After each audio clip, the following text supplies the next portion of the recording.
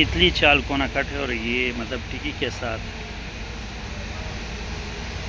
चारों कोनों में कट लगा है। इसमें भी लगा है, इसमें भी कट लगा है, इसमें भी, और चारों कोनों में 12-12 में कट लगा है। यहाँ पर सिर्फ 2 कोनों में आमने सामने के कोने में कट लगता है और यहाँ पर 2 जो आमने सामने कोने हैं ना उसमें कट नहीं लगता। और इसमें इस तरह का डिज़ाइन बनता है। यहाँ पर इस डिज़ाइन के लिए आपने चारों कोनों में कट लगाना लगाएंगे।